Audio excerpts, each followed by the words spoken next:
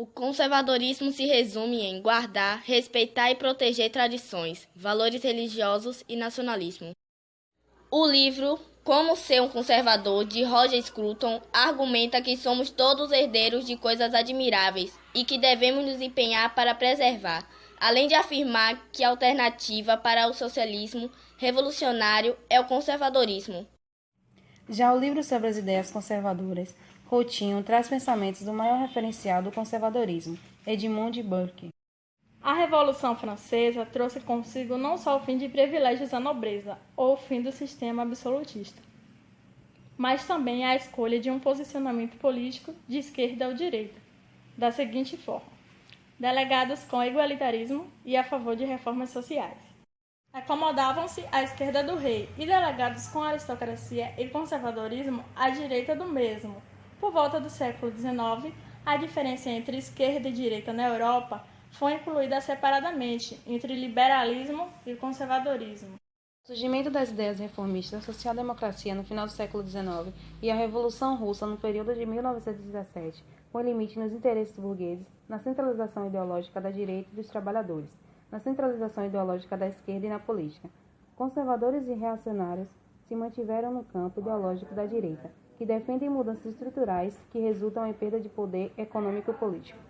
Por conta da extrema-direita no Brasil, nós temos uma Ação Integralista Brasileira, que foi uma organização política criada em 1932, comandada por Plínio Salgado, que ficou conhecido como Movimento Fascista no Brasil. Um dos principais objetivos da organização era acabar com o comunista e com muitos outros partidos políticos. Atualmente, a mídia, com suas mensagens e filosofia, sustentam ideologias para o campo ideológico da extrema-direita.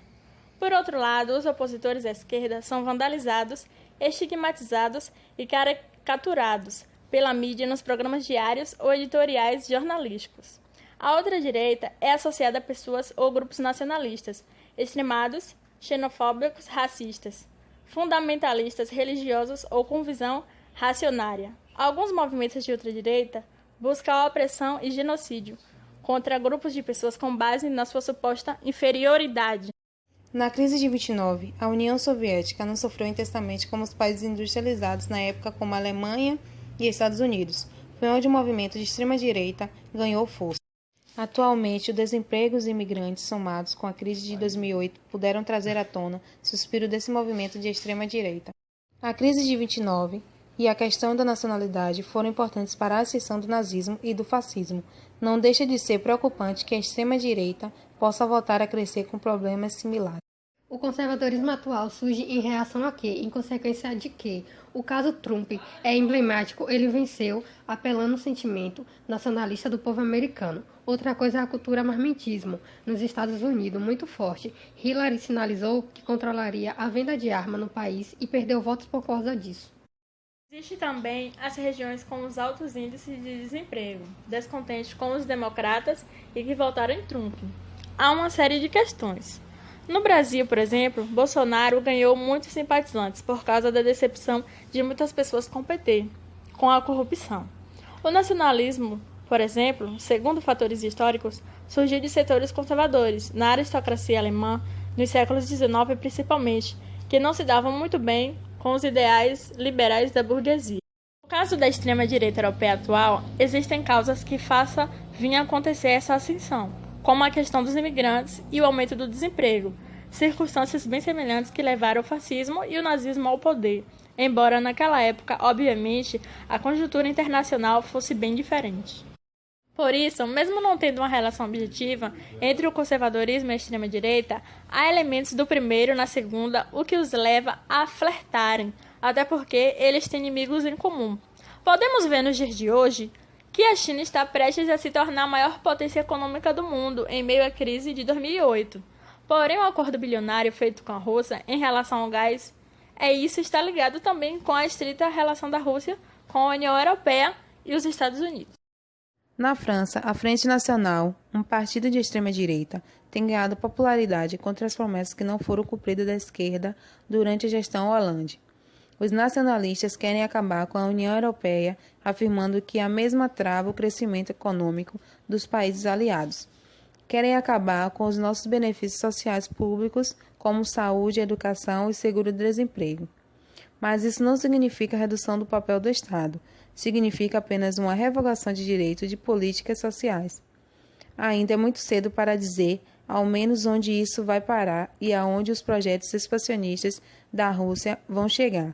Mas o mais preocupante é que revela que o fascismo está vivo como estado de espírito e em perfeitas condições de chegar novamente ao poder. Manifestação de junho de 2013. Um forte clima político de descontentamento com todos os partidos emergiu e ganhou adesão, principalmente das classes médias. A partir de 2015, com o avanço do Lava Jato e o descrédito em que caiu virtualmente todo o campo das esquerdas, foram elas que capitanearam as manifestações anti-Dilma e deram o tom de mal-estar geral que culminou no impeachment.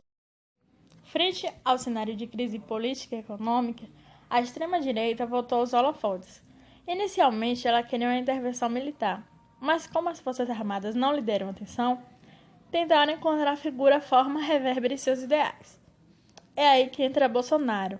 Apesar da completa inabilidade política e do jeito patético, Bolsonaro ocupa a lacuna de liderança que a extrema-direita queria preencher. Ele ganhou notoriedade unicamente por causa de suas opiniões, visceralmente antipetistas na imprensa. Já vociferou contra mulheres, contra homossexuais e imigrantes. Ganhou as manchetes quando disse para uma deputada petista que só não estruparia porque ela não merecia, e quando chamou os refugiados que chegavam ao Brasil de escória do mundo, numa ilusão a imigrantes sírios, haitianos e bolivianos.